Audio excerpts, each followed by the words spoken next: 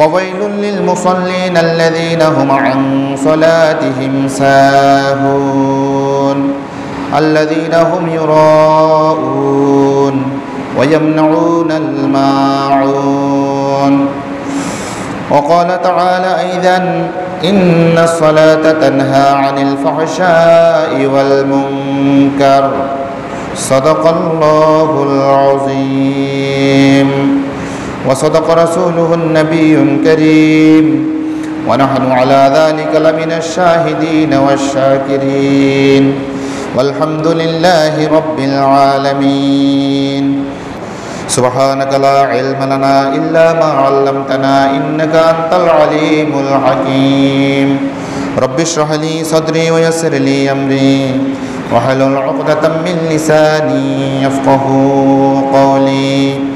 সম্মানিত দিনী ভাইরা, আমি আজকে আপনাদের খেদমতে যে বিষয় নিয়ে আলোচনা করব, বিষয়টি হচ্ছে সালাতের শিক্ষা। সালাত আমাদেরকে কি শিক্ষা দেয়, এই প্রসঙ্গে কয়েকটি কথা আপনাদের খেদমতে আরজ করব। সম্মানিত আমার দিনী ভাইরা, আপনারা সবাই জানেন ইসলামের মধ্যে গুরুত্বপূর্ণ ইবাদত সেটি হচ্ছে সালাত তথা নামাজ। এই নামাজ প্রসঙ্গে আজকে কিছু কথা বলবো, নামাজের শিক্ষা প্রসঙ্গে। আমরা তো সবাই আলহামদুলিল্লাহ কম বেশি সালাত আদায় করি, কি বলেন? নামাজ আদায়কারীর সংখ্যা আমাদের সমাজের মধ্যে বেশি নাকি নামাজ না পড়নেওয়ালা বেশি? না, আমার মনে হয় যে নামাজ পড়নেওয়ালা বেশি। নামাজ পড়ে, কি বলেন? ঈদের নামাজ পড়ছে না? আপনি তাকে বেনামাজি কিভাবে বলবেন? জুমার নামাজে তো আসে, আপনি তাকে কিভাবে বেনামাজি বলবেন? হয়তো ফাঞ্জিখানা পড়ে না, কি বলেন? ফাঞ্জিখানা পড়ে না, তো সবাই নামাজি আলহামদুলিল্লাহ, জানাজার নামাজ তো পড়ে অন্তত।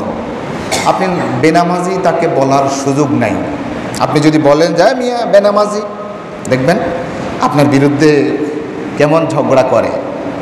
আছে না?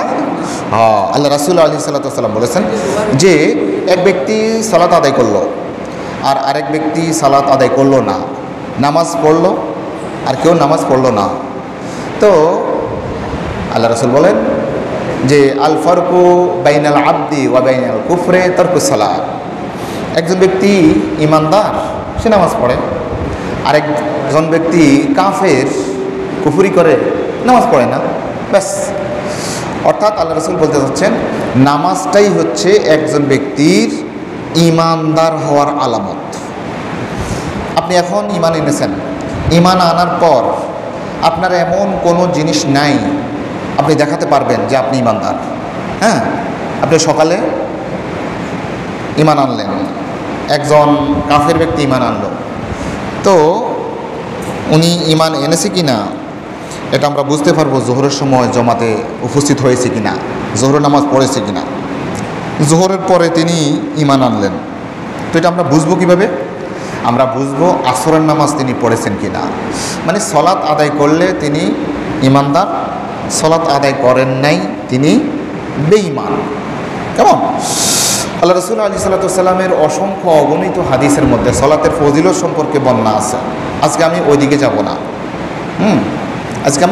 না, আমি আজকে বলবো যে সালাত আমরা যা আদায় করি, আদায় করার পর আমাদের লাভটা কি হচ্ছে, কেন আমরা এই সময়টা নষ্ট করতেছি, ঠিক না?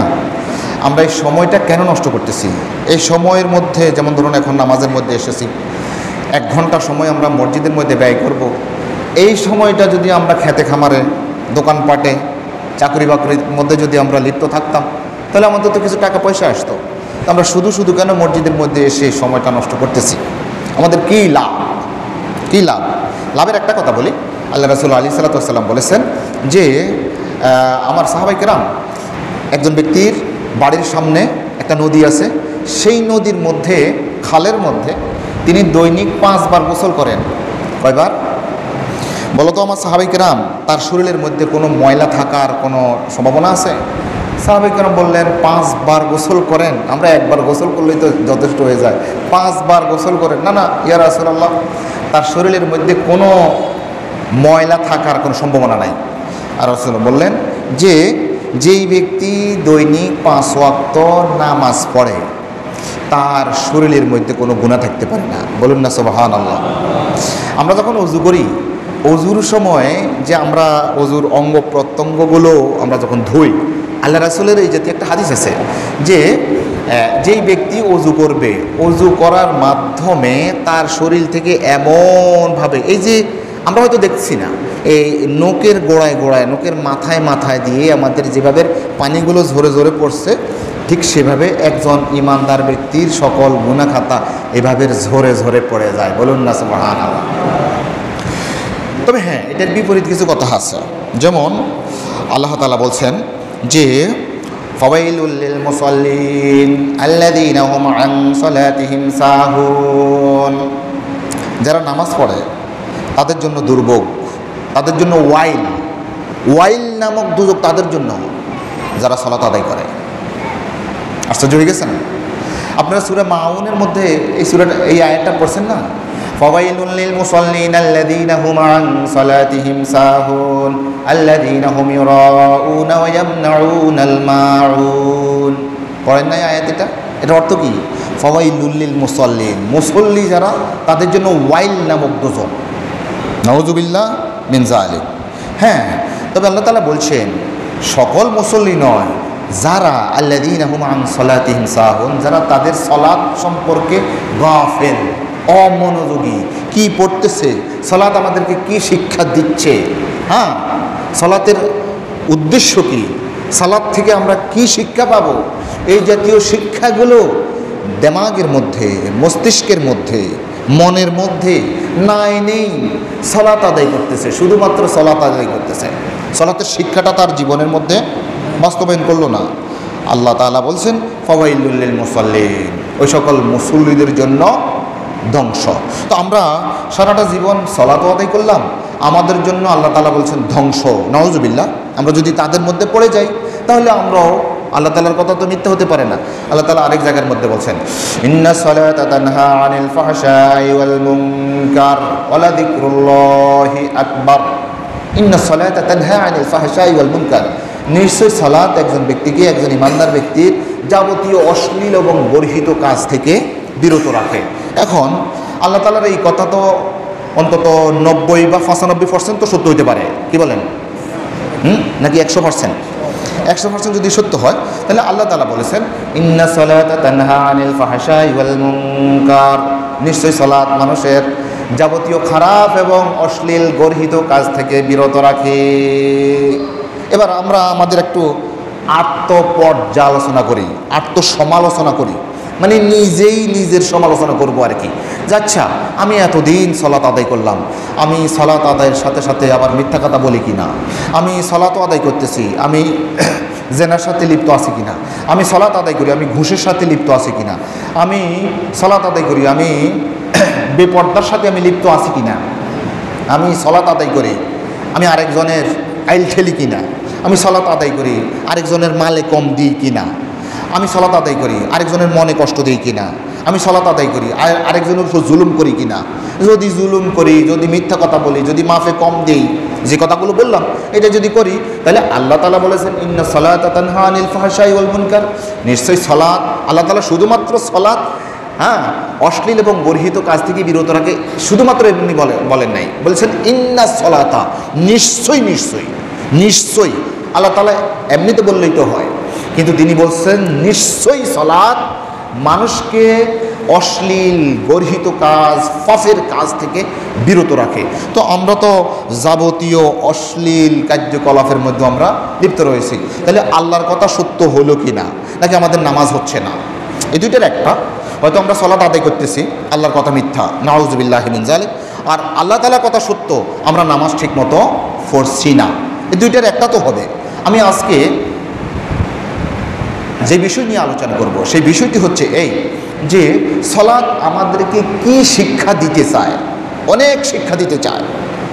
আমি আপনাদের কাছে কিঞ্চিত মাত্র কয়েকটা কথা বলতে চাই।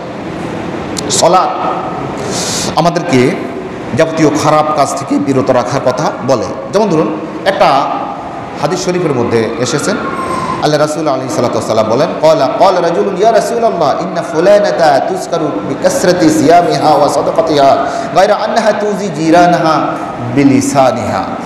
সাহাবায়ে কেরাম আল্লাহ রাসূলের কাছে এসে বললেন, ইয়া রাসূলুল্লাহ, ওই যে ওই মহিলাটা, তার নামাজ রোজা তারপরে দান সদকা অনেক বেশি মানুষের মুখে মুখে, মাশাআল্লাহ ওই মহিলাটা এত ইবাদত বন্দিগি, এত নামাজ, এত রোজা, এত নফল ইবাদত মাশাআল্লাহ করে, হ্যাঁ, মানুষের মুখে মুখে। তবে হ্যাঁ ইয়া রাসূলুল্লাহ, তার মুখ খারাপ। আর কি মুখ খারাপ? সে তার মুখ দিয়ে আরেকজন প্রতিবেশীকে কষ্ট দেয়। আছে না সমাজের মধ্যে কিছু মহিলার মুখ এমন খারাপ যে খারাপ, আরেকজনকে গালি দেয়, যেমন কেয়াম থেকে রুকুতে চলে যায়, রুকু থেকে আবার কেয়ামে যায়, এভাবে করি কি গালি দেয় না? কিছু অসৎ মহিলারা আছে এমন। তো ওই সাহাবী আল্লাহ রাসূলকে জিজ্ঞাসা করলেন, ইয়া রাসূলুল্লাহ, ওই যে ওই মহিলাটা, ওই যে ফলনার মা, হাসিনার মা, ওই কৈতরীর মা, মাশাআল্লাহ তার এত ইবাদত বন্দিগি, তবে হ্যাঁ তার জিহ্বা দ্বারা, তার ভাষা দ্বারা তার প্রতিবেশীকে কষ্ট দেয়। আল্লাহ রাসূল আলাইহিস সালাতু ওয়াস সালাম কোনো কথাই বললেন না। ক্বালা হিয়া ফিন্নার, আল্লাহ রাসূল বললেন সে জাহান্নামী, সে জাহান্নামী। এরপরে ক্বালা ইয়া রাসূলুল্লাহ ফাইন্না ফুলানাতা তুযকারু কিল্লাতু সিয়ামিহা ওয়া সাদাকাতিহা ওয়া সালাতিহা ওয়া আন্নাহা তুসাদ্দাকু বিল আসওয়ার মিনাল আকুত্তি। আল্লাহ রাসূলকে ওই সাহাবী বললেন, ইয়া রাসূলুল্লাহ, আর ওই যে ওই মহিলাটা ফরজ নামাজগুলো, ফরজ রোজাগুলো, ফরজ জাকাত এটা দেয়, তবে বেশি কোনো দান সদকাও করে না, তারপরে বেশি কোনো নফল ইবাদতও নাই, সামান্য ইবাদত করে। তবে হ্যাঁ সে যদি কোথাও কোনো দান করে, এই সামান্য কটুক পনিরের একটা অংশ বিশেষ, খেজুরের কটুক অংশ বিশেষ, বেশি কোনো দানও করে না। তবে হ্যাঁ, তবে ওয়ালা তুজি বিলিসানিহা জিরানাহা, তবে ওনার জিহ্বা দ্বারা, ভাষা দ্বারা, আচরণ দ্বারা অন্য আরেকজনকে কষ্ট দেয় না। আল্লাহ রাসূল আর কোনো কথা বললেন না। ক্বালা হিয়া ফিল জান্নাহ, আল্লাহ রাসূল বলেন সে জান্নাতি মানুষ। এই হাদিস থেকে আমরা কি বুঝতে পারলাম? এই আল্লাহ তাআলা একজন ব্যক্তির উপর সালাত যেটা ফরজ করেছেন, সালাতের কিছু চাহিদা আছে, কিছু শিক্ষা আছে।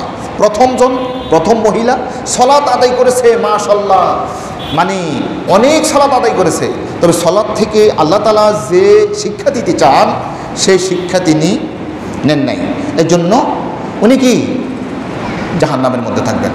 সলাতের শিক্ষা দেয় যে আরেকজনকে কষ্ট না দিতে, তো তিনি সলাতও আদায় করলেন, আরেকজনকে কষ্ট দিলেন।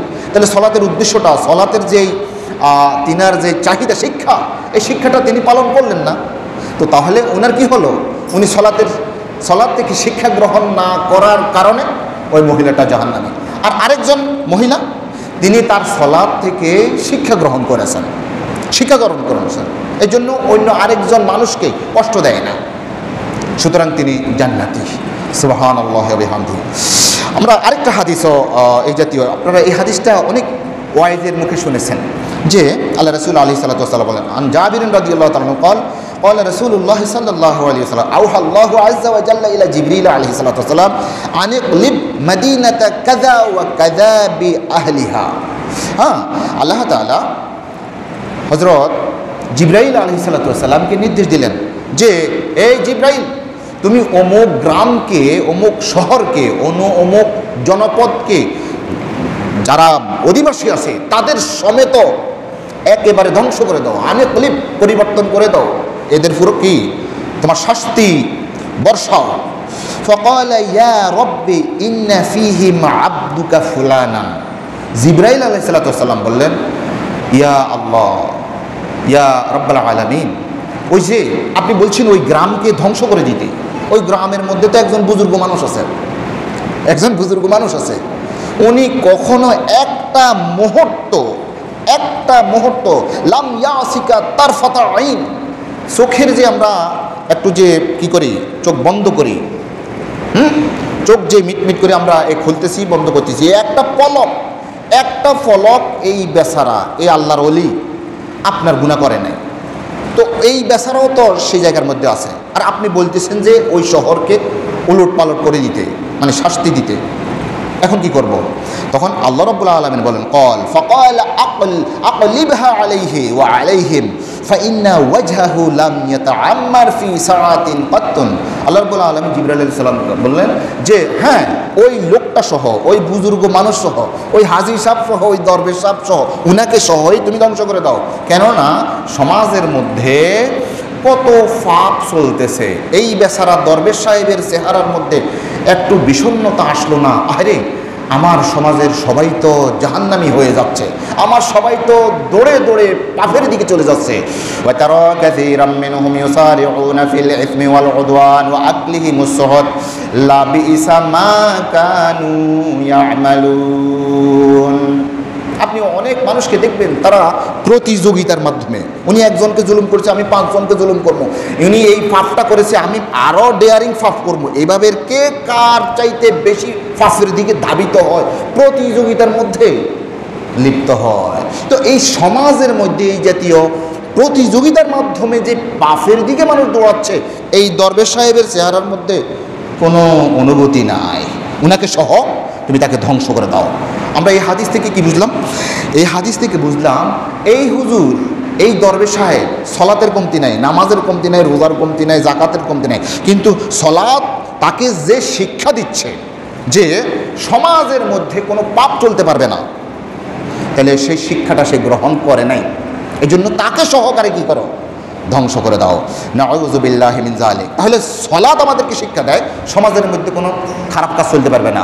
যদি খারাপ কাজ চলে আর আমার চেহারার মধ্যে যদি কোনো অনুভূতি না আসে, কোনো একটা চিন্তার বিষয় যদি না আসে, আরে আমার এই কর্মীরা, আমার এই মুসল্লিরা, আমার এই সমাজের এই নাগরিকরা, তারা তো জাহান্নামের অধিবাসী হয়ে যাচ্ছে, এই যে একটা চিন্তা চেতনা, একটা পালপিটিশন, একটা অস্থিরতা, এটা যদি কাজ না করে, তাহলে এই দরবেশ সাহেবের নামাজ হচ্ছে না।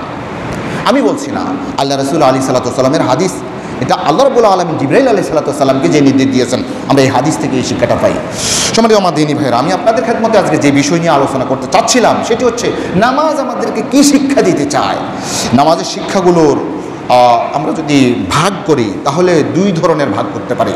আমরা ধরুন নামাজের যে একটা অনুষ্ঠান আছে, এই যে নামাজে দাঁড়াচ্ছি, বসছি, ওযু করছি, এই যে অনুষ্ঠান, নামাজের যে কর্মকাণ্ড, এটা থেকে কিছু শিক্ষা আছে। আবার যেটা নামাজের মধ্যে আমরা পড়ি, এখান থেকে আবার কিছু আমাদের শিক্ষা আছে। তাহলে 2 ধরনের শিক্ষা, একটা হচ্ছে নামাজের অনুষ্ঠান হতে শিক্ষা, আর একটা হচ্ছে নামাজের মধ্যে পঠিত বিষয় হতে শিক্ষা।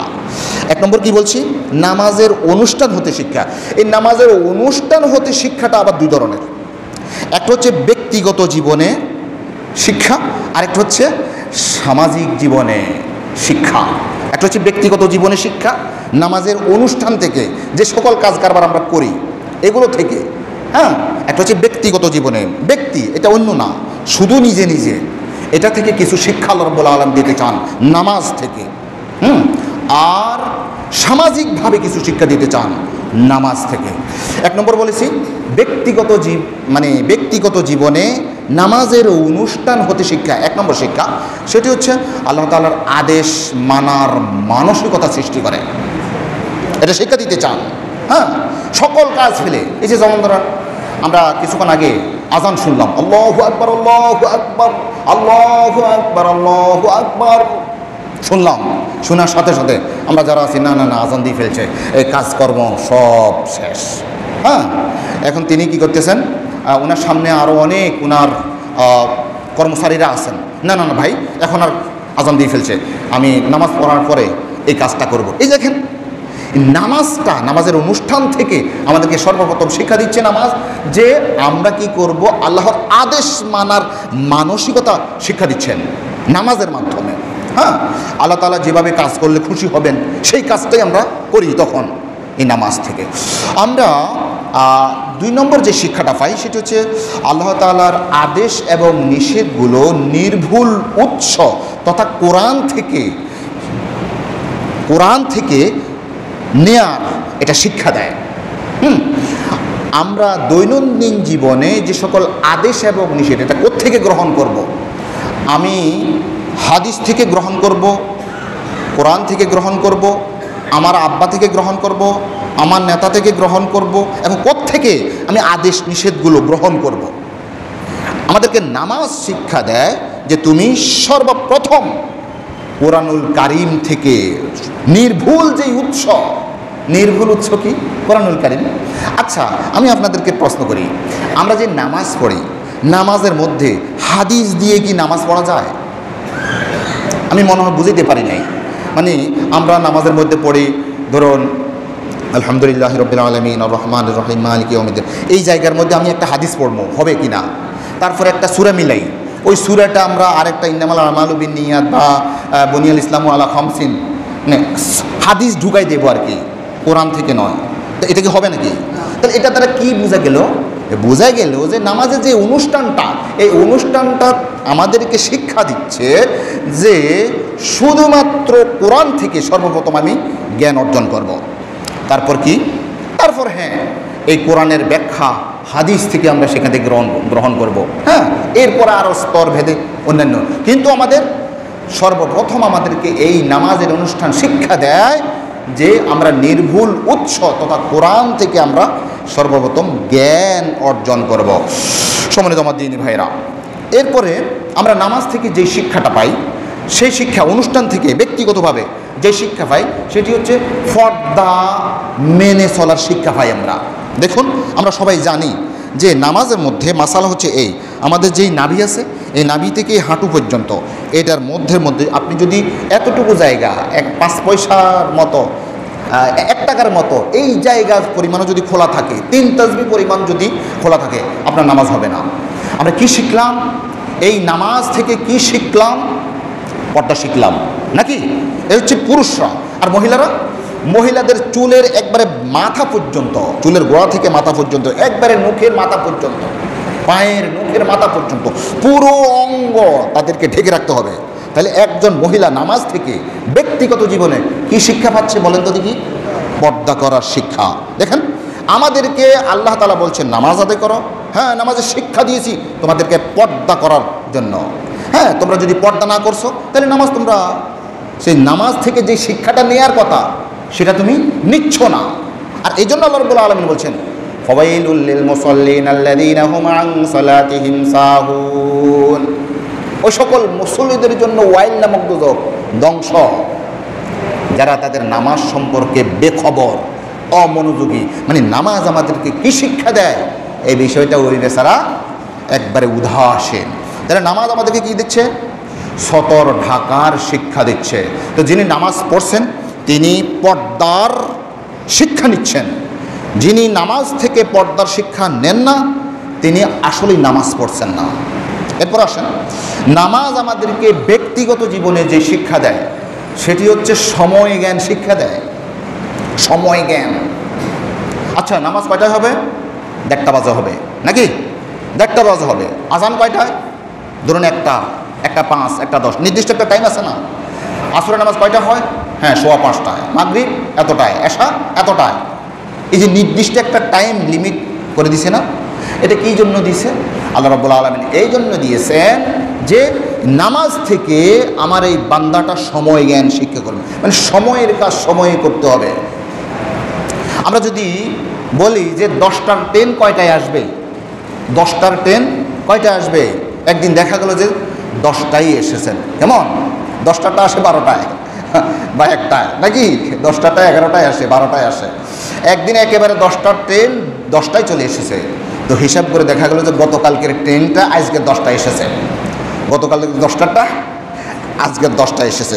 যা হোক, এটা একটা কৌতুক করলাম আর কি, যে সময় জ্ঞান শিক্ষা দেয় আমাদেরকে ব্যক্তিগত জীবনের মধ্যে। সময় সচেতন।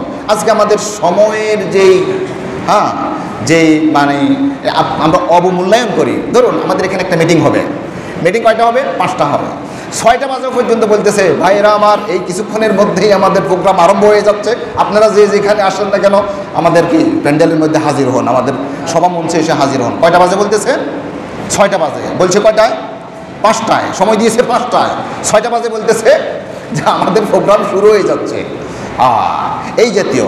হ্যাঁ, একজন লোক আপনাকে সময় দিল যে আমার নিকট আপনি 5টা বাজে আসবেন। আপনি 5টা বাজে গিয়ে উপস্থিত, কিন্তু তিনি নাই। 5টা কি 6টা কি বসতে বসতে বসতে আপনার নেতাজি আসতেছেনই না, আসতেছেনই না। 10টা বাজে সময় দিয়েছেন, আপনি 12টা পর্যন্ত বসে আছেন। বসতে বসতে বসতে আপনার কোমর বাঁকা হয়ে যাচ্ছে নাকি? কিন্তু ওই যে আপনাকে যে 10টা সময় দিয়েছেন ওনার আর কোনো, তাহলে কোরআনুল কারীম আমাদেরকে সময়ের জ্ঞান শিক্ষা দিচ্ছে। যদি আমরা সময়ের জ্ঞান যদি শিক্ষা না নেই, তাহলে আমরা সলাৎ ঠিকমতো আদায় করছি না। সলাৎ আমাদেরকে যেটা শিক্ষা দিতে চাচ্ছে সেই শিক্ষাটা আমরা ব্যক্তিগত জীবনের মধ্যে নিচ্ছি না। এরপর আসেন, সলাৎ আমাদেরকে শরীর সুস্থ এবং সবল রাখার শিক্ষা দেয়। সলাৎ দেখুন, কিছুদিন আগে আমাদের দেশের মধ্যে, সারা বিশ্বেই করোনা ভাইরাস এসেছিল না? তখন আমাদেরকে কত বড় বড় বুদ্ধিজীবীরা আমাদেরকে বলছেন, এই আপনারা হাত ধোবেন, হাত ধোয়া ছাড়া কোনো কিছু করবেন না, বাইরে থেকে আসার সাথে সাথে হাত ধুয়ে ফেলবেন, তারপরে মুখ ধোবেন, এইভাবে বলতেছেন। কিন্তু এই বেকুবরা জানেন না যে একজন মুসলিম তো ডেইলি অন্তত তার উপর ফরজ হয়ে যায় উজু করা। হ্যাঁ, উজু করা ফরজ না? নামাজের আগে আপনি উজু করতে হবে। উজু না করলে তো আপনার নামাজই হচ্ছে না। তাহলে এই বেকুবরা এটা জানেন না যে একজন মুসলিম ব্যক্তি তিনি তো ডেইলি অন্তত 5 বার উজু করছেনই বাধ্যতামূলক নাকি?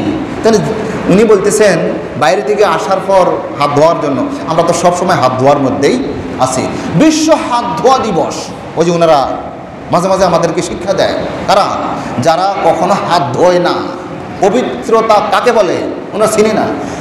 ওনারা মুসলমানদেরকে, যারা নামাজি, যারা রোজাদার, যারা সবসময় হাত ধোয়ার মধ্যে আছে, যারা ওযু দাসের মধ্যে আছে, পবিত্রতার মধ্যে আছে, ওনাদেরকে পরামর্শ দিচ্ছেন বিশ্ব হাত ধোয়া দিবস।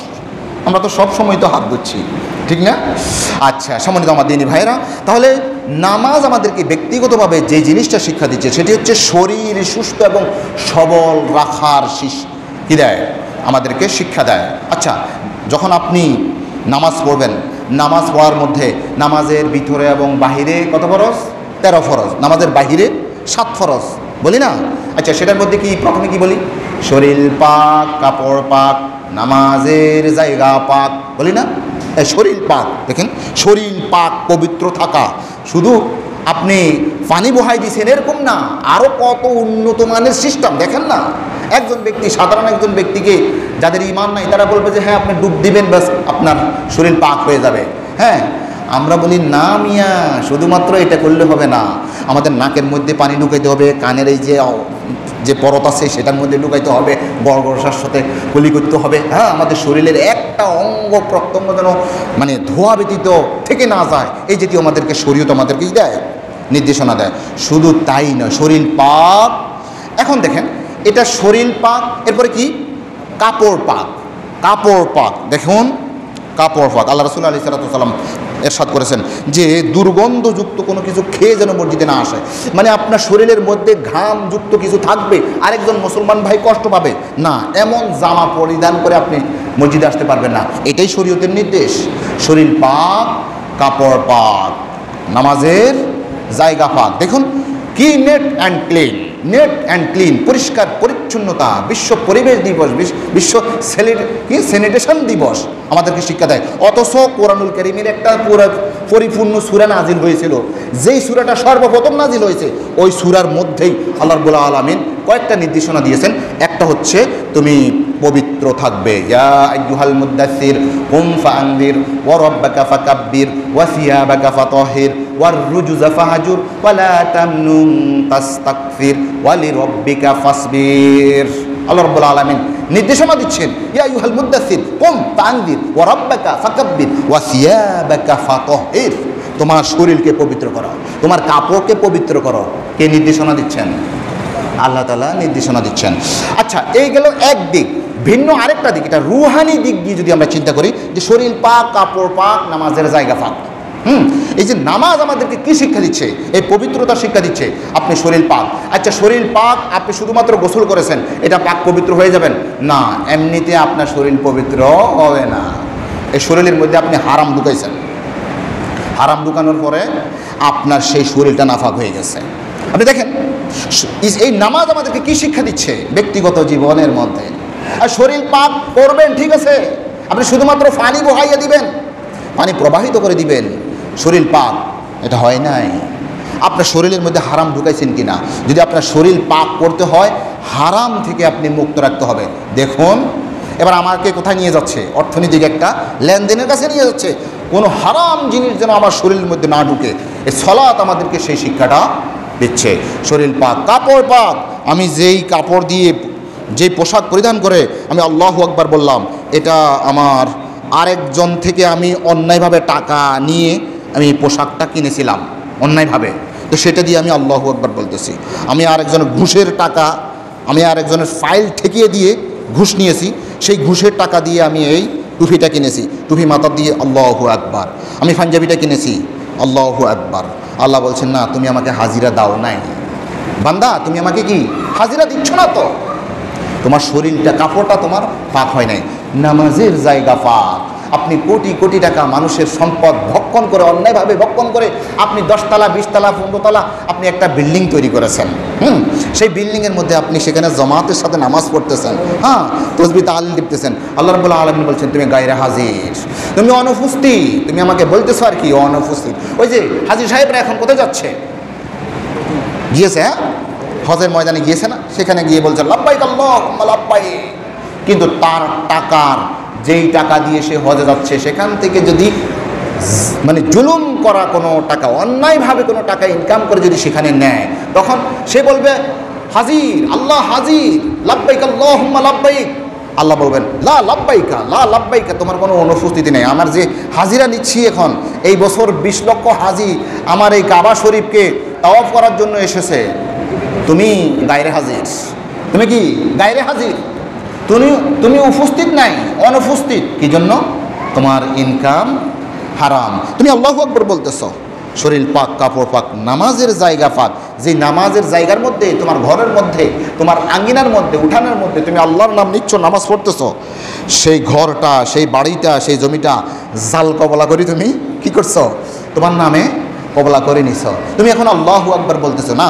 তোমাকে আমি নামাজ দিয়ে একটা শিক্ষা দিতে চেয়েছিলাম, তুমি সেই শিক্ষা গ্রহণ করো নাই। সম্মানিত আমার দিনী ভাইরা, তাহলে শরীর সুস্থ ও সবল রাখার শিক্ষা আমরা এই নামাজের মধ্যে পাচ্ছি। আবার দেখেন শরীর সুস্থ কিভাবে সবল রাখা, ব্যায়াম করা লাগে। ডাক্তার সাহেবরা আমাদেরকে বলে আপনি এই ব্যায়াম করবেন, সেই ব্যায়াম করবেন। এটাও এক ধরনের এই কাইন্ডস অফ ব্যায়াম, নাকি এক্সারসাইজ। আপনি দেখেন এই যে হাত উঠাচ্ছেন, এই ব্যায়াম, এভাবে করতেছেন। এই রুকু করতেছেন, রুকু করার সময় আপনার এখানে কোমরের মধ্যে একটা টান খাচ্ছে। আপনি যখন সিজদা যাচ্ছেন, সিজদাগুলো, হ্যাঁ, এখন ডাক্তাররা বলে মাথাকে যখন আপনি নিচে নেবেন, আপনার এই যে রক্তের চাপগুলো সব সময় নিচের দিকে থাকে। আপনি যখন কি দিচ্ছেন, আপনি যখন সিজদায় গেলেন, সিজদায় যাওয়ার সাথে সাথে আপনার এই পিছন দিকের কিছু রক্ত সেই মাথার দিকেও আসতেছে। এটা শরীরের জন্য নাকি এত উপকারী, এত উপকারী, সুবহানাল্লাহ ওয়া বিহামদিহি। তাহলে নামাজ আমাদেরকে শিক্ষা দিচ্ছে তোমার শরীর সুস্থ সবল রাখতে হবে, হ্যাঁ, ব্যায়াম লাগবে। দেখেন রুকু, সিজদা, কিরাত, কিয়াম যেগুলো করতেছি আমরা, এগুলো সব কী করতেছি, ব্যায়াম করতেছি। আমাদেরকে ব্যায়াম শিক্ষা দিচ্ছে। কী জন্য শিক্ষা দিচ্ছে? যে আল্লাহ রাসূল বলেছেন যে শক্তিশালী ইমানদার ওই দুর্বল ইমানদারের চাইতে অনেক ভালো। আমরা ব্যায়াম করতেছি, আমরা সুস্থ সবল থাকতেছি, আর আরেকজন ব্যায়াম করতেছে না, সে সুস্থ সবল থাকছে না। ব্যায়াম করে আমরা সুস্থ সবলের মধ্যে কেন থাকতেছি? আমরা আল্লাহর দ্বীন প্রতিষ্ঠার কাজে আমাদের এই শরীরকে খরচ করব, এই শক্তিকে খরচ করব, এই জন্য ব্যায়াম করতেছি। সম্মানিত আমার দ্বীনি ভাইরা, দেখেন এই যে নামাজ আমাদেরকে শিক্ষা দিচ্ছে পরিষ্কার পরিচ্ছন্নতা, সুস্থ সবল কীভাবে থাকতে চায়। দেখেন আমাদেরকে মেসওয়াকের সিস্টেম করে দিয়েছেন। হ্যাঁ, অনেকের দাঁতের দিকে তাকাতে মানুষের অভক্তি আসে, এক ধরনের দুর্গন্ধ আসে। আল্লাহ রাসূল আলাইহিস সালাম সেই মেসওয়াকের ব্যবস্থা করলেন, দাঁত মাজার ব্যবস্থা করে দিলেন। জিবরাইল আলাইহিস সালাম যতবার এসেছেন, হ্যাঁ, আল্লাহ রাসূল বলছেন যে জিবরাইল আমাকে একবারও এসে ইয়া রাসূলুল্লাহ আপনি মেসওয়াক করেছেন, মেসওয়াক করেছেন এইটা জিজ্ঞাসা করে একবারও ছাড়েন নাই। মানে যতবারই এসেছেন ততবারই বলেছেন ইয়া রাসূলুল্লাহ মেসওয়াক করেছেন, মেসওয়াক করেছেন, মেসওয়াক করেছেন। হ্যাঁ, দেখুন তাহলে মেসওয়াক মানে কি, আপনার দাঁত নেট অ্যান্ড ক্লিন থাকবে। তবে হ্যাঁ, দুর্ভাগ্যজনকভাবে সত্য যে আমাদের মধ্যে অনেকেই পান, জর্দা, তামাক এগুলো খেয়ে এমন একটা অবস্থা আমাদের মুখের মধ্যে করে রাখি। এটা নামাজের শিক্ষা নয়। আপনার দাঁতগুলো ধবধবে সাদা হতে হবে, এটা নামাজ আমাদেরকে শিক্ষা দিচ্ছে। মেসওয়াক আমাদেরকে এটা শিক্ষা দিচ্ছে। কি দিচ্ছে না? দিচ্ছে। সম্মানিত আমার দ্বীনি ভাইরা, তাহলে দেখেন ইসলামের বিধানসমূহ গুরুত্ব অনুযায়ী এটা পালন করা, এটা হচ্ছে নামাজ আমাদেরকে শিক্ষা দেয়। ধরুন নামাজের মধ্যে আছে কি, নামাজের মধ্যে আছে ফরজ আছে, নামাজের মধ্যে আছে ওয়াজিব, নামাজের মধ্যে আছে সুন্নাত মুআক্কাদা, নামাজের মধ্যে মুস্তাহাব। এখন আপনি নামাজ আমাদেরকে শিক্ষা দিচ্ছে কোন কাজটা আপনি এখনই করতে হবে, কোন কাজটা না করলেই নয়, কোন কাজটা যদি বাদ যায় তারপরে চলবে। এটা আমাদেরকে দেখেন ব্যক্তিগতভাবে নামাজ আমাদেরকে এই শিক্ষাটা দিচ্ছে। ফরজ যদি বাদ যায় নামাজ হবে হবে না।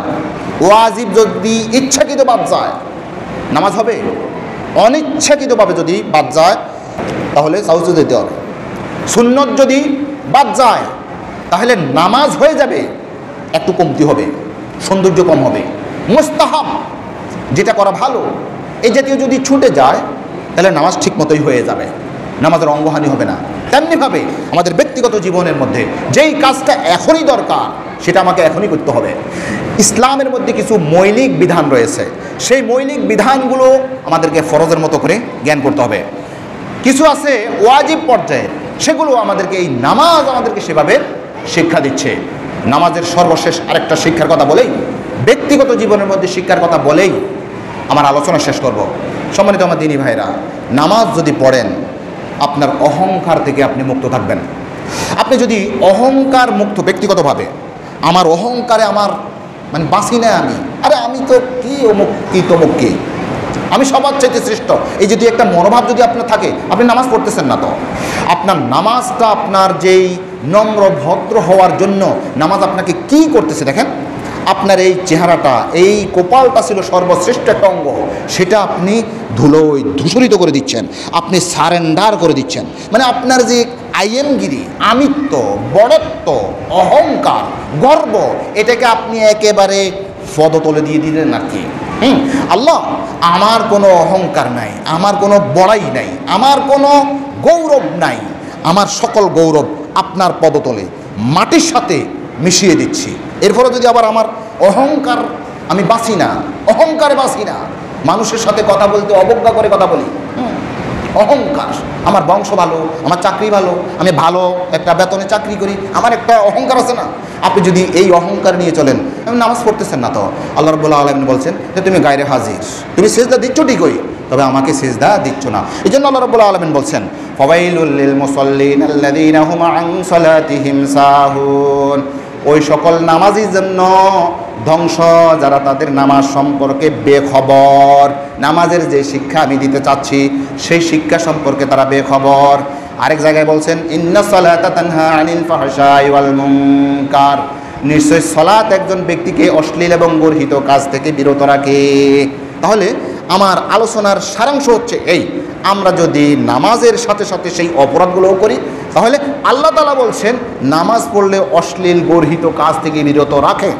আমরা যদি সেই নামাজও পড়তেছি অশ্লীল কাজও করতেছি তাহলে আমাদের নামাজ হচ্ছে না। আল্লাহর কথা ঠিক হইয়াছে। আল্লাহ তাআলা যেন আমাদেরকে নামাজের যে শিক্ষা, সেই শিক্ষাটা আমরা আমাদের দিমাগের মধ্যে এনে আমাদের মনে প্রাণে সেগুলো ধারণ করে আমরা যেন সালাত আদায় করতে পারি। আল্লাহ তাআলা আমাদেরকে সেই তৌফিক দান করুন, আমিন। আসসালামু আলাইকুম ওয়া রাহমাতুল্লাহি ওয়া বারাকাতুহু।